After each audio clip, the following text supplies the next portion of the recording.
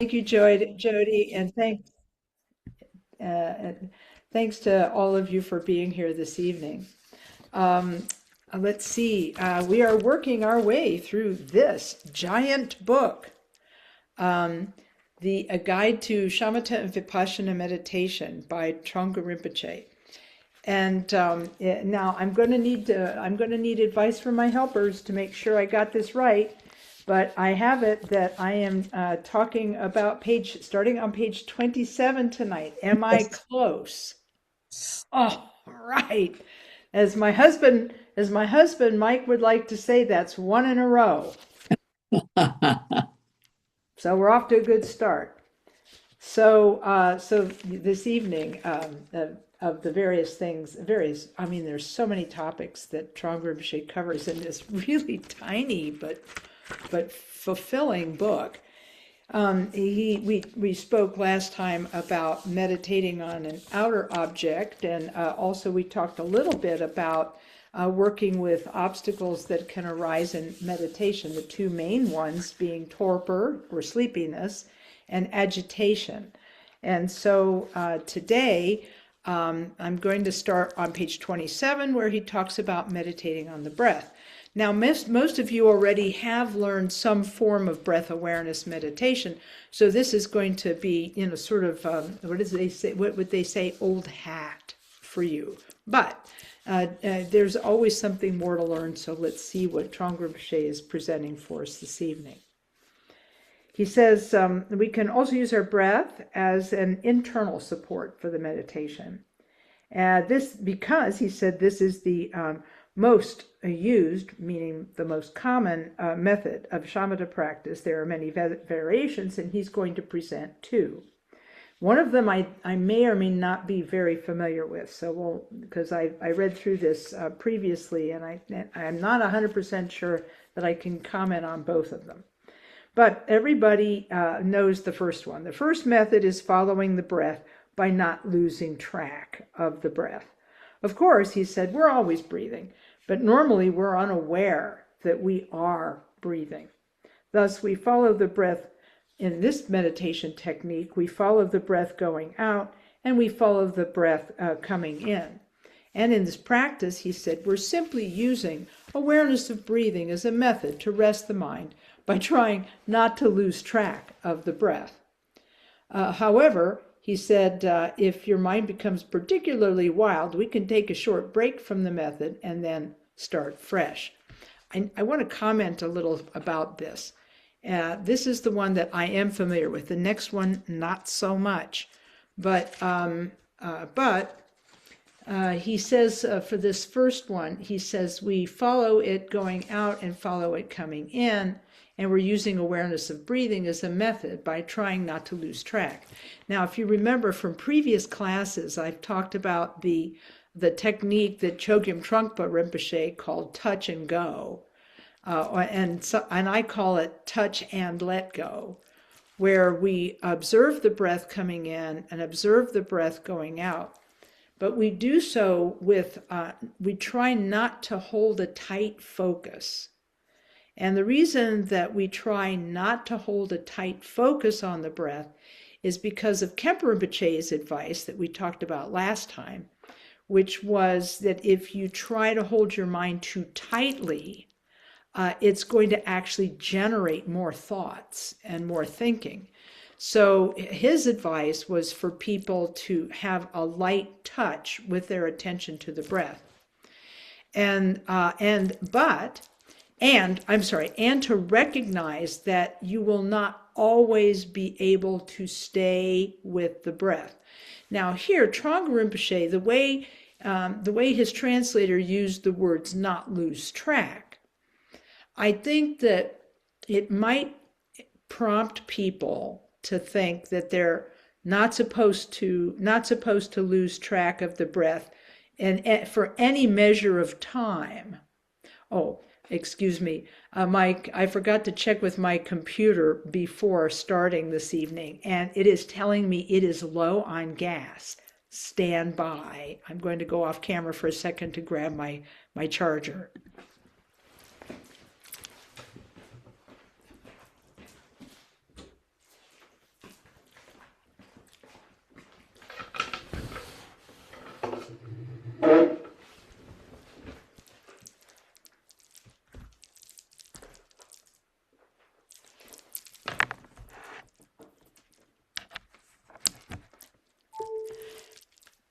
Okay, very good. I can go back, I can come back on camera. Crisis averted. So, so in any case, the idea of not losing track might make you think that you have to hold that attention to your breath with a tight focus, but actually it's better to have a lighter touch with the focus, but to be present with the breath as much as you can be, knowing that you will lose track and that losing track is okay as long as you notice you've lost track. So let me explain. So as a person is observing the breath coming in and going out, what they may discover is that they have a very short period of attention to the breath that is then followed by an indeterminate period of mental wandering. Maybe we wander into the future, thinking about something that's going to happen tomorrow. Maybe we wander into the past, thinking about something that has happened yesterday. But either way, we lose track.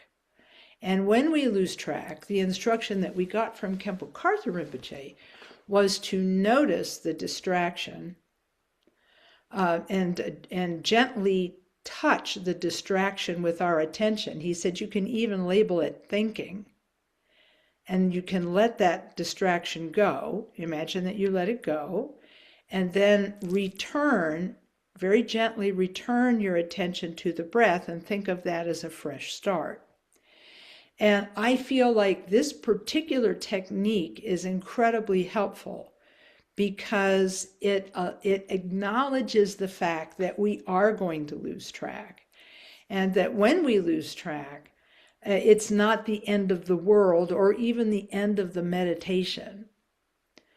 But the idea is that we would then bring back our attention with gentleness and non-judgment, hopefully, and then replace our attention on the breath and think of it as a fresh start. And Rinpoche, I believe this was in, I'm trying to recall which of his books it was in. I think last time I said I thought it might be excellent at the beginning. But whichever one it is, he says you can have as many of these fresh starts as you want to have during any given meditation session. So this technique of being aware of and doing your best not to lose track of the breath is very it's a kind of adaptable to your situation. What he's saying here, of course, is a little more focused attention to the breath. And he says if your mind becomes particularly wild, we can take a short break and from the method and then start fresh. And this is actually something that we spoke about when we were covering Mingyur Rinpoche's book, The Joy of Wisdom, when we were talking about his methods for teaching and doing meditation. And this sort of light touch, I think, is very helpful. But what he said was that it's probably best to only place your attention for a certain period of time. And remember last time when I talked about the two different kinds of meditators that Khenpo Karthar Rinpoche described? He described it as being, you determine the period of time you meditate by the kind of meditator you are of the two types. Here, Thrangu Rinpoche is saying that everyone needs to break off the session if their mind becomes too wild. And so, but that it just depends on when the wildness is happening in Khenpo Rinpoche's estimation. He said that the two kinds of meditators are, the first kind, when they first sit, everything's fine. They can actually follow the technique and easily redirect their attention back for that fresh start. They can do it very easily and very readily.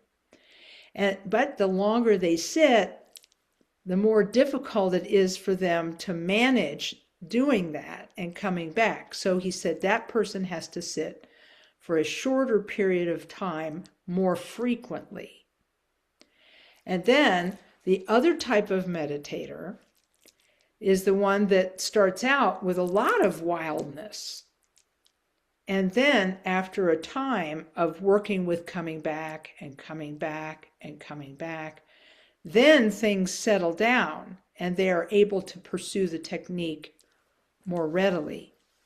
And that person, he said, does need to sit for a longer period of time so that they can get past the wildness into the part where we actually feel competent and able to use the technique.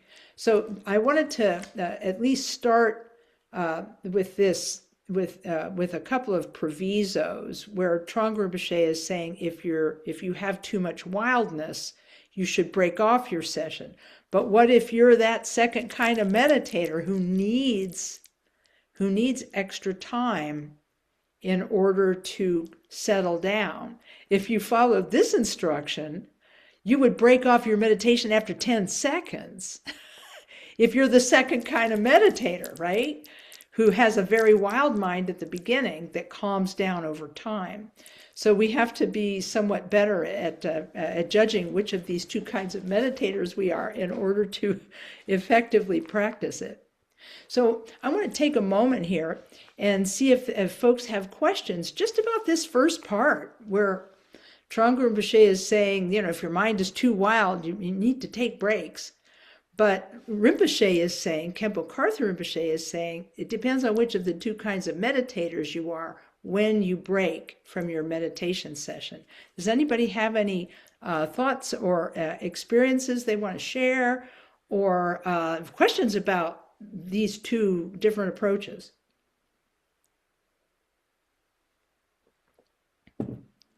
You can also share your own experience. Yes, I may or may not see you. If you're raising your hand, stand by. I'm going to change my view. Okay, now I can see people's hands. I see one person raising their hand. Yes, please ask your question. I think it's Ani. Yeah. Yes. What about the unfortunate human being who meditates for several dozen years and the mind is still like a crazy monkey going all over the place? And now, does this happen when this meditator first sits down or after for the entire session? Well, take your pick. No, seriously, it's a serious question. Yes, it's a serious question. Sorry. Yeah, I don't know that there is a pattern. Sometimes it is so occupied with itself that it never settles down. And sometimes it settles down and behaves. So I cannot say that there is only one kind of behavior. Mm-hmm. Right. But doing a visualization, doing in my case, Red Tara meditation, it is a lot more settled. And doing a mantra, it gets a lot more settled. So how does all of this kind of sure. fit in? Yeah, how does that work together? Khenpo Karthar Rinpoche said that this type of individual exists that does much better with mantra meditation, and they should just do mantra meditation. They shouldn't fight. They shouldn't be fighting with themselves to try to do sitting meditation when their sitting meditation needs to be meditation on a deity with mantra. You see what I'm saying? Yes. So yes. I feel like that it's like trying to, what's the old saying? Fit a square peg into a round hole. You just can't do it. And so I think we have to work within our equipment. So what is the nature of the mind that does one thing and the nature of the mind that does another thing? Is there, have the lamas ever thought about that or explained that or addressed that issue? I think it's going to depend on what the definition of nature of mind that you're looking for is. Because here's the thing. The body and mind that we have right now, I think you're using nature one way. And I Mhm. think the Lamas use the word nature of mind a different way. So Ah, let's yeah. talk about those two possibilities, okay? You know, the two possible meanings of what is the Nature. nature of the mind of a person. The teachers have all told us, at least is what I've always understood, is that the body and mind of an individual is chiefly determined by both the causes and conditions, by both causes and conditions. Now, the causes are usually related to previous lifetimes, which we are not permitted to know about in any other way other than seeing the current body and mind that we have. And so the current body and mind we have is really determined by all of our previous karma. And so that there will be, and that's why this is considered normal, within normal parameters, for a person not to be able to do sitting meditation, but to be able to do mantra meditation. That's why these types of meditation exist, Ah, because we all have different mind and body. We have different mind and body connection. We have different mind and body makeup. And this is why the Buddha taught so many different techniques, because there are so many different kinds of individuals. Khenpo Karthar Rinpoche used to say the Buddha taught 84,000 collections of Dharma for the 84,000 types of mental affliction. But you could just as easily say the 84,000 kinds, meaning limitless number. I mean, 84,000 is just like a figure of speech. A lot. The various types of individuals. So that's kind of what I'm thinking, that it's just our body and mind. Some people mhm. are one kind of meditator, some people are the other kind. But see, the way we figure it out is by doing all the different kinds of meditation that we learn and seeing which works the best for us. So now that you know the kind that works for you, then that's the best kind to do. And also to do it with a sense of expansive relaxation, just to relax in it, not to fight it, and not to, see what I'm saying? Just like do Yes. it and allow it to be, and allow your attention to be with it, and so forth. So that's, I think, the one way that you can use the word nature of mind is like the nature of the body-mind connection, how our previous karma determines this physical body, the subtle body, the energetic body. It's all determined by previous karma. But that's not the way that most of our teachers use the phrase nature of mind. That's like, the nature of mind is, it's said to be empty luminosity. That's the way it's Mhm. described in Mahamudra texts. And how we as individuals come to know that is going to be different for each kind of different person. Some people will discover it through texts like this one on Shamatha and Vipashyana. Some people will discover it that way. Some people will discover it through Mahamudra meditation. Some people will discover it through mantra meditation. Some people will, but the idea that all of these meditations can work together is important because, for example, Mingyur Rinpoche talked about being able to use the relaxed approach of Mahamudra meditation when one is doing mantra, for example. The idea is to observe the mind that is doing the practice, as a form of Mahamudra practice, is to watch the mind that's visualizing and recognize that it is empty, luminosity, and so forth. But maybe you and I aren't there yet. You know what I'm saying?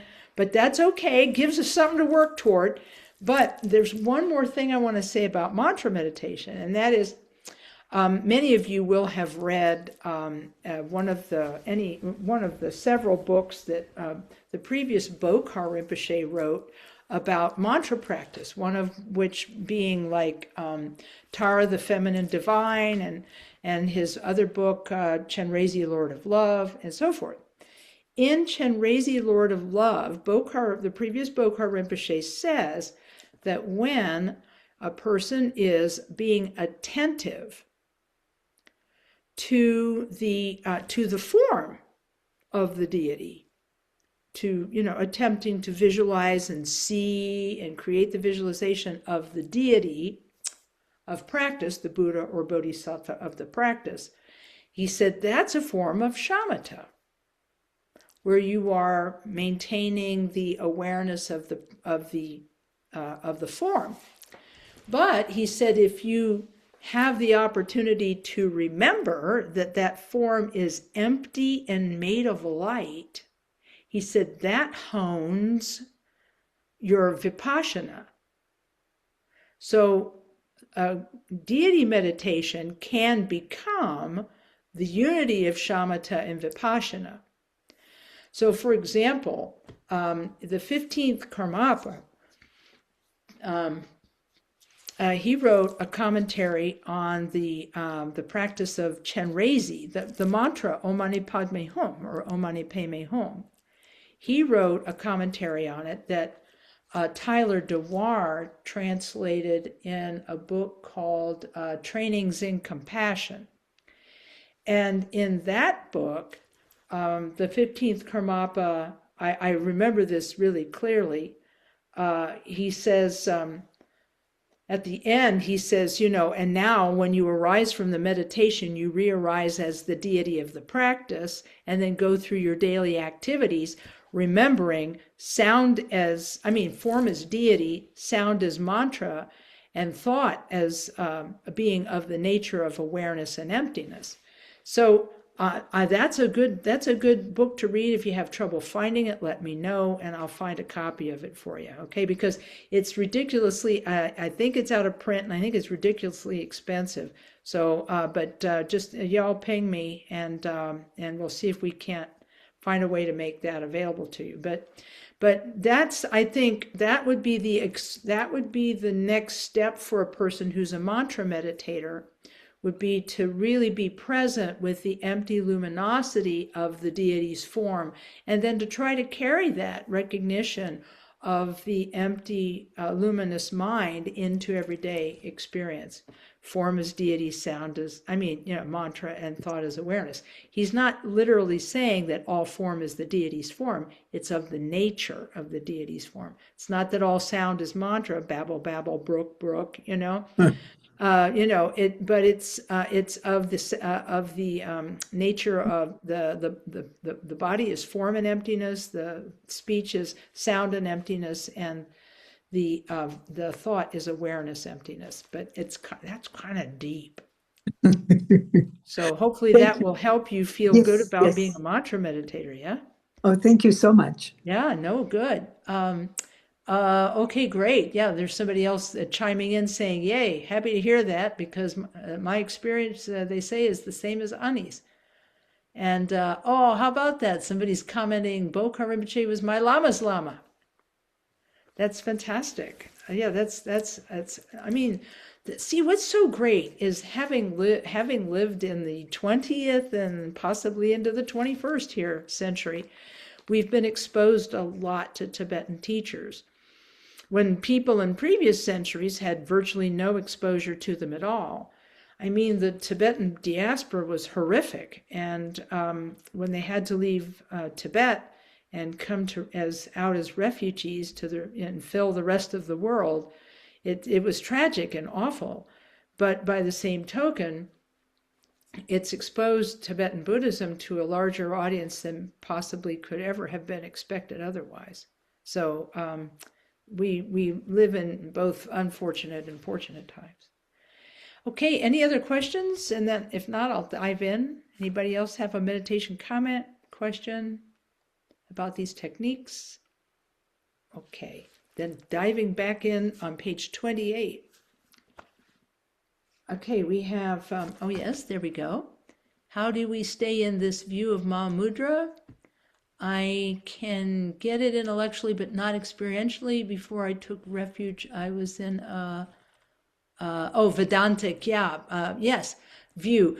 I'll tell you what, it does take practice. It takes practice, and yeah, here's what Khenpo Karthar Rinpoche said about Mahamudra. Okay, that he said first you need to learn about the view of Mahamudra, the view. And then you have to apply yourself to the practice. But that's not something that people can do straight off the bat. You have to, for Mahamudra practice, it's talk about having a Vedantic view and so forth and so on. I got to tell you, there are lots and lots of stories about how students found teachers and then became disciples and so on. And in the Mahamudra tradition, the disciples have to complete a set of detailed Mahamudra preliminaries before they can undertake Mahamudra practice itself. But even if you're not to that place yet where you've become a disciple of a Lama and have finished your Mahamudra preliminaries, the Nundro practice, for example, it very well could be that maybe you're not at that place yet where you can actually start practicing Mahamudra now. But you can learn about the view, and then I put the book away today. I had another one of Thrangu Rinpoche's books out today, and it's called The Aspiration Prayer for Mahamudra. And it's a lovely book that Thrangu Rinpoche, another tiny one like this, that he wrote about, that talks about the third Karmapa's teachings on the view. So even Mingyur Rinpoche, who teaches Mahamudra to everyday people, says that for something to really be meditation, it has to have both the view, the proper view, and the proper intention and application. So that means we have to learn techniques. Darn it, we have to learn the techniques and practice them and get feedback and work with teachers. So, and the idea of getting it and then not getting it, this is very common. Khenpo Rinpoche said, we haven't yet accumulated enough virtue or merit. We haven't really saturated our being with the virtuous mind state. We haven't cultivated a virtuous mind state to the point that, we just haven't done enough so that we can keep what we understand longer than a day or two or three.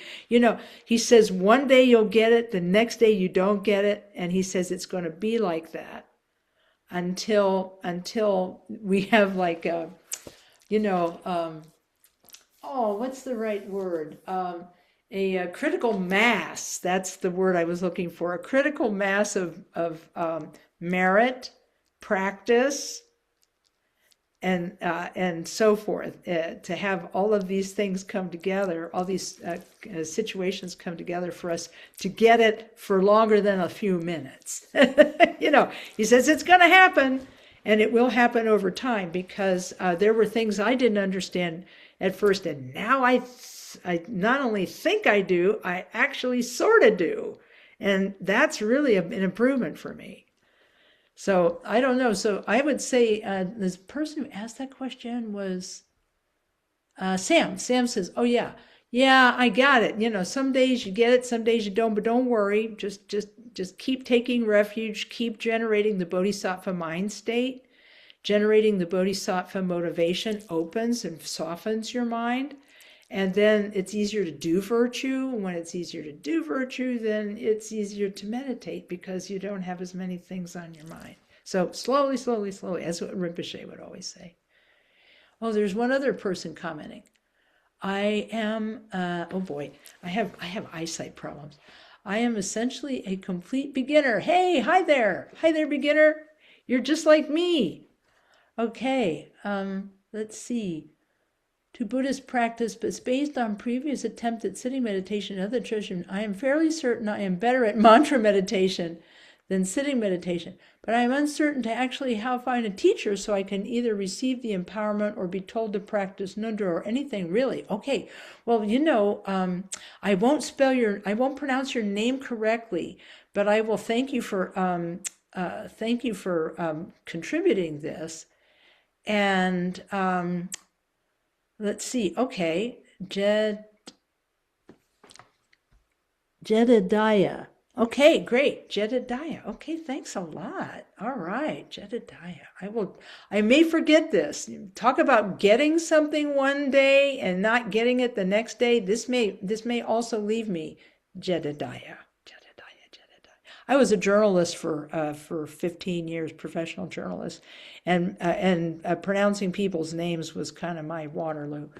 Anyway, so let's see. Well, it depends on where you live. If you live in a place where there's a Dharma center, because I know you're connecting with this Dharma center long distance, but even as a long distance student, you'll be able to connect to some of the teachers and so forth.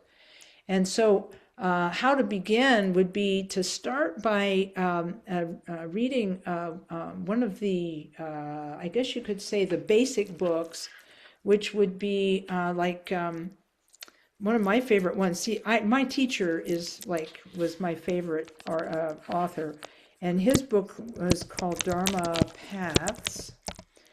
And then the other book was called Excellent at the Beginning.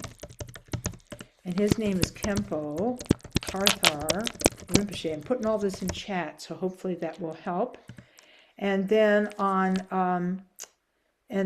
I believe this center does offer an introduction to Buddhism class from time to time. So that's another thing you could do, is connect to this center's introduction to Buddhism class. And if that one's not available at the particular time you're looking for it, you can go to www.columbuskTC.org, and we have an 8-week class that takes 2 months to take. There are 8 classes, and you can attend them in any order. Doesn't matter what order they go in. So you can take our introduction to Buddhism class, and that will help give you some structure. And if those things are not useful or they don't work for you, then you can get in contact with myself or maybe Lama Karma, and then we can walk you through some stuff. Also, I have an article on my website, Kathy.net. I think that's correct. I need new glasses, and I have a couple things happening here. There's an article there called The Practices of Tibetan Buddhism. And it gives the overview of how Karma Kagyu Buddhism is practiced in the United States. So hopefully those will be helpful for you. Yeah, I would say it's great that you're here, and it's great that you're a beginner. Woohoo! And what one of my teachers told me, Jedediah, is that he said, don't be in a hurry. Don't be in a hurry to find a teacher, and don't worry too much about it, but do your meditation practice, and that through your doing your meditation practice, your karma will ripen as teachers appearing in your sphere. Teachers are going to kind of appear in your life. And then from among those teachers, you will find a few whose advice helps you the most, and those people will be your teachers. That's kind of what I remember. So let's see. Good. That's great. Oh, that's really neat. Sam said he just picked up the, Sam said they just picked up the book on the aspiration prayer. Awesome.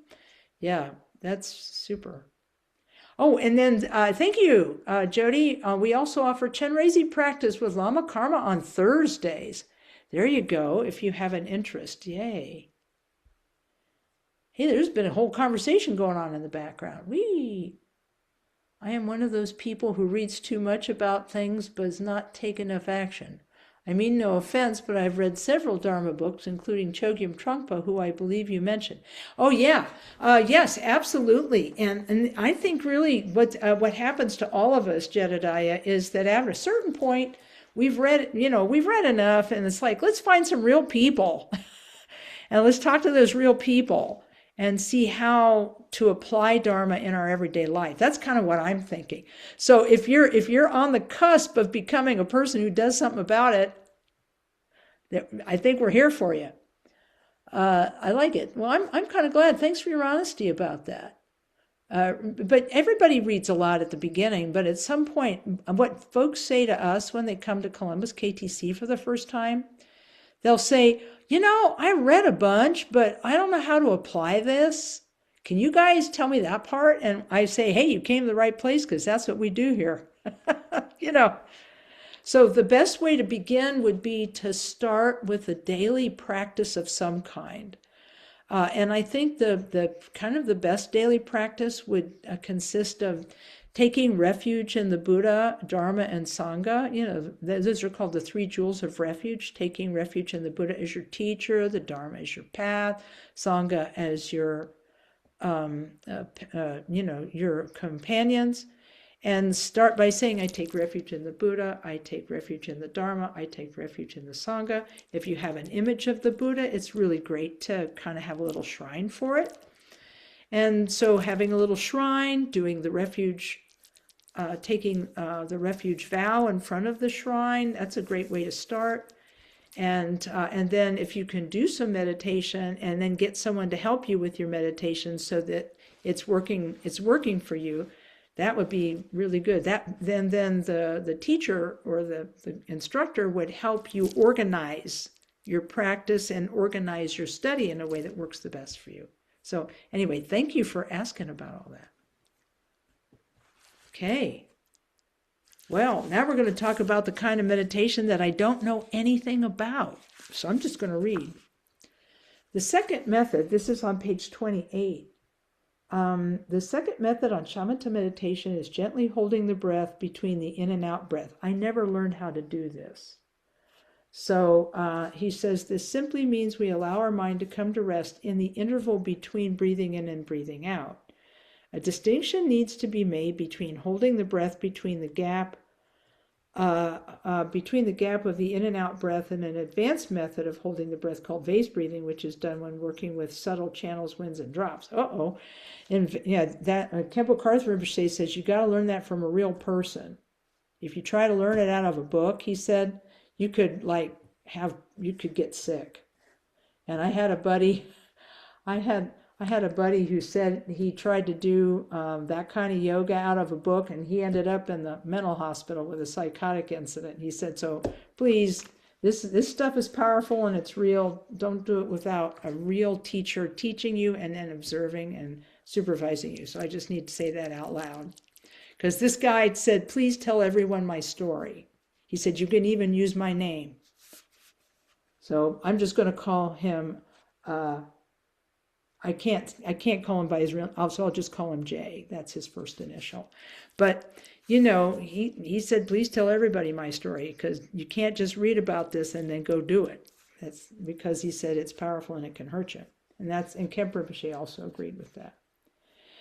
And so he says, however, in shamatha meditation, we are simply using the method of holding the breath to help us relax. So the problem I've got with this is that I never learned this. So I don't feel comfortable teaching it, but I'm just reading the book with you. So I don't know what to say about it other than I see that he's trying to help people, because there's something that I think works a little better than holding your breath. This is something that Khenpo Karthar Rinpoche taught, but he didn't teach it very many times and then never taught it again, which is to do your meditation with a mental mantra. In breath, Om. In between, Ah. Out breath, Hum. but there's no holding of the breath. So in breath, thinking, you don't say it. Thinking Om. The moment between breaths is Ah, and Hum is the out breath, but you're not actively holding your breath. So I don't know if that's useful, but that's something that Rinpoche taught us. Then he talked about using the shamatha method of working with the breath is to begin by expelling the stale air from our lungs 9 times. Now, he uses the method of blocking the right nostril and then breathing in and out 3 times, and then blocking the left nostril and breathing in and out 3 times, and then leaving both nostrils open, breathing in and out 3 times, with the exhalation being somewhat forceful. Lama Karma Drodol has taught this in the past, and he feels that the easiest way for beginners to do this practice is just with the using both nostrils, breathing in, no holding of the breath, but immediately breathing out in through the nose, out through the nose, but using the diaphragm muscles to press the air out on the out breath, because that it releases any stale breath that might be in the lungs. So he teaches it like that, which I think is very easy even for beginners to breathe in before you do your shamatha meditation. You can do that, breathing in, breathing out, and then doing that 3 different times. That can be helpful to get the stale air out, and then you just allow the breath to come and go naturally. But Khenpo Karthar Rinpoche, he wanted to keep it even simpler than that. So he only had people do 1 deep breath and no forceful exhale. So that's 3 different ways to work with the breath, the breathing out the stale air, 1 nostril at a time, and then both. The second method is to breathe out the stale air 3 times through both nostrils. And then the last one is to do what Rinpoche said to do, which is take 1 deep breath. Imagine the breath drops below the navel, and then breathe out. Just a relaxed out breath, but complete. So those are the 3 methods that he is sharing with this. And does anybody have questions about these breathing practices? Because we can clear up any things about that. I really like Rinpoche's the best because it's so simple. Breathing in once, imagining the breath drops below the navel because you're only using your imagination, and then breathe out. And then allow the breath to come and go naturally, observing the in breath and out breath with your attention, as we mentioned earlier. Questions, comments?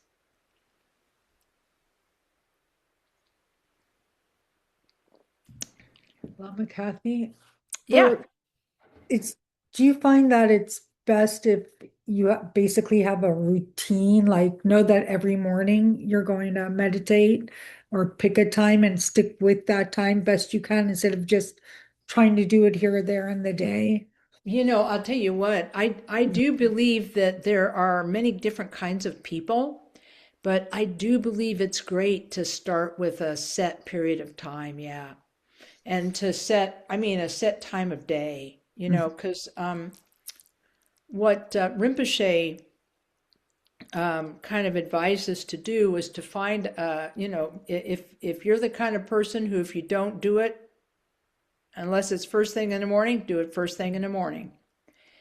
And you don't have to do it for a long time. If you don't have time, you got responsibilities, you got animals, you got kids, you got parents you're looking after. I mean, whoever, whatever responsibilities you have, start with a very short period of meditation. Just start with a short period, and then try to make it consistent. That was, to me, that was the the most important thing he advised was that we make it consistent. Just do some every day, because he said a little bit, 5-10 minutes every day, is better than a lot occasionally. Does that make sense? Yeah, a lot. Yeah. So yeah, but I would recommend that. And and if you can't do it every day, make the aspiration that you will do it every day. Even on days when you don't like make yourself feel bad. Like today I'm sick, I just can't pull it all together. I just can't pull it all together. Well, then just, if you have to skip a day, just say tomorrow, I'm going to do it tomorrow. And do your best, because making it regular and making it a regular part of your life, that's how progress gets made and how you begin to feel the beneficial effects of meditation. So cool. Yeah, first thing in the morning seems to work the best because Me too. if I could keep the scheduling out of my head, then Yeah. I could get there. It's like my brain's starting fresh. Yeah. See, I'm really better in the morning, and I made a promise to myself that I would do a specific small amount of meditation every day, and I was able to stick with it for a very, very long time. I've skipped a few days, but I've been able to stick with it for like more than 10 years, to that commitment to do a little bit. See what I'm saying? A little bit every day. It's like that. Thank you. Okay. Let's see. Let's see. Any other questions about this? Oh, it says here, when you're sick is the best time to chant medicine Buddha. Oh yeah, I get that. I have friends who like medicine Buddha practice. So yeah. Yeah. Excellent. Okay. Well, we've got a few more minutes. You want to make a little more progress in the book then? After doing, at the bottom of page 28, Thrangu Rinpoche says, whichever of these cleansing of the stale breath practices you do, last paragraph, he says, in the rest of the meditation session, we simply breathe in gently, let our mind rest while the breath is inside us, and then breathe out. So he's still on the breath holding. But it says when we hold the breath, we do not hold it in our chest. This is very important. And so I cannot, what's the word? I can't endorse this kind of practice because I never really learned it. And I worry about people because what he's saying here is very true. If you hold it in your chest, then it can cause agitation and mental problems. Let's see. Yeah, we try to hold it below our diaphragm. See, and I just can't, say too much about this, which means we bring the air we've breathed as far down as we can. See, and that's what Rinpoche does, but only he has you do it once. Yeah, see, I can't say too much about this because this is not something I've learned, unfortunately. So anyhow, he says whatever you're doing, you should do gently. And but so I would say just the practice that Khenpo Karthar Rinpoche taught, of thinking of the mantra Om Ah Hung, Om as the breath comes in, Ah in between, and Hung as it goes out. Now, page 29. He says, another method of relaxation that can be applied when we have established stable mindfulness and alertness Another method of relaxation can be applied when we have established stable mindfulness and good clarity. Oh, then we can relax our fixation on how to do meditation. Oh, I see. It's like Chögyam Trungpa Rinpoche described this as having a softer touch. Let's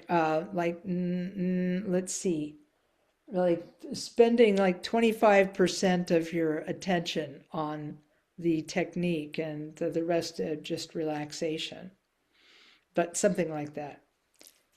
He said we relax because we have applied a strong or intense mindfulness and alertness with the hope of creating a state of stillness, but we are disappointed when our mind is still not still. So we have to let go of being happy when the meditation is going well and disappointed when it is not. Rather, we just maintain mindfulness and alertness in a relaxed way, knowing that thoughts will arise in our meditation. We'll see, and this is exactly what Khenpo Rinpoche was talking about in his technique, where you place your attention on the breath, knowing that you're going to be wandering, and then learning how to handle the wandering by noticing, labeling, letting it go, and then returning with this gentle attitude of mind, this really gentle attitude of mind. Because the gentleness we apply when we are bringing our mind back, if we cannot judge ourselves, just bring attention back and bring attention back and bring attention back. This is the relaxation I think that Thrangu Rinpoche is referring to here. He says, rather we just, if we want our meditation to be clear, we should cultivate a feeling of joy in meditation. Well, that makes sense. That's really good because there's that non-judgment again, right? If we want our meditation to be clear, we should cultivate a feeling of great joy in meditation. That feeling can be developed by thinking of all the qualities that come from meditation as to those that come, as compared, that those that come from a distracted mind. What is the harm of distraction? If we are distracted, when we are meditating or studying or visualizing a deity, then that time is wasted. That means the time we spend in distraction is wasted. When distracted, we are wasting some of our precious time. However, if we leave our mind in its natural state without following our thoughts, what we do in our life will be very precise, very clear, and very efficient.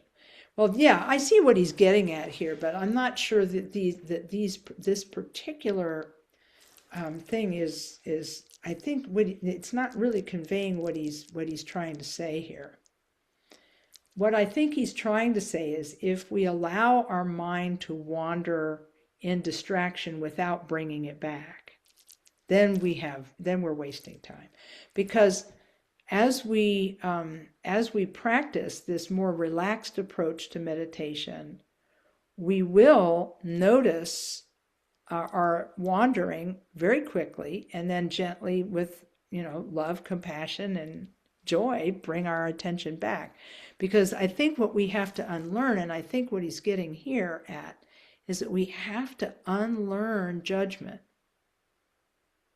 That's kind of what I'm thinking. We have to unlearn judging ourselves for our meditation. And instead, think of all the qualities we can gain from doing meditation. This is something that Situ Rinpoche talked about. He's one of my meditation teachers, and he said that if we think about the benefits of doing shamatha, he said we'll be happier when we're actually doing the practice. So, then he says at the bottom, page 29, Thrangu Rinpoche says, we might think it might be very nice to let ourselves just follow our thoughts. And this will give us mental comfort, but if we fall under the influence of negative feelings, such as passion, aggression, pride, or jealousy, that's not very pleasant. Once one of these negative emotions gets started, it's very hard to stop, and it only brings about suffering. For example, once we begin to feel anger, it will cause a lot of mental discomfort. And if that angry feeling remains for a long time, it can actually make us physically or mentally ill. Similarly, negative feelings of the disturbing emotion of desire is the constant craving of always looking for something we think is going to give us pleasure, satisfaction, or contentment. But somehow we never seem to be able to get what we desire, so we keep constantly wanting it. It becomes very unpleasant because we never seem to achieve what we're looking for or aiming for. So if we look carefully at these negative feelings and thoughts, we will see that their nature is basically suffering. By developing the ability to concentrate in our meditation, we can attain tranquility. Once we reach a certain degree of mastery in meditation, it will automatically bring about physical and mental comfort. This is because meditation reduces thoughts that are constantly distracting us, and in turn reduces our negative feeling. A meditation will also bring about a very great feeling of happiness because little by little we'll be able to gain control over thoughts and feelings. Yeah, that is something that will come in time if we keep practicing. That's for sure.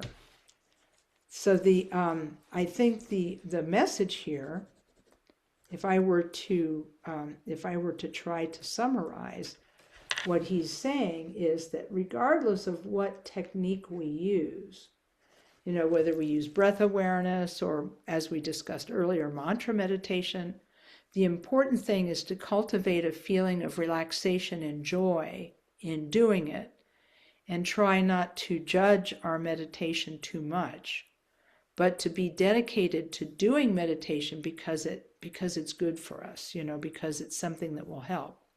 And what I noticed was when I first started meditating, I was really judgmental about my meditation, and I just thought it was awful, and that I was distracted all the time, and I didn't like that, and that I was really unhappy, and all this kind of stuff. But as I began to learn the other teachings of Buddhism, such as the Bodhisattva path, the path of compassion, and to learn compassion meditation. Learning compassion meditation really helped me a lot because I was able to understand my own suffering a lot better, and then begin to feel like other people, I could understand theirs a little bit. Maybe I couldn't really walk in their shoes, but I could imagine what it was like to be in their situation. So I'm thinking that even if our meditation is not perfect, if we can commit to doing a daily meditation practice, even a short one, and keep that promise to ourselves every day, and get help with the problems we have in meditation, find somebody to ask questions of, and to get answers about the problems we have in meditation. I'm thinking that having the support of a Sangha like this is great because you guys sit together every week, and I think that's amazing and wonderful. And having that support is great, and then being able to support your own practice with doing a little bit of meditation every day and committing to doing a little meditation every day, and then committing to learning about Dharma. I think those things can all help. So, gosh, we're at the end of our time already. My goodness. Time flies. So next time, we're going to talk a little bit about, we're going to start on page 30 and talk about the meditating without an object. And I'm going to give you a little bit of, meditation instruction on that. So that could be kind of fun, So we shall see. All right. So any last questions or things you're curious about?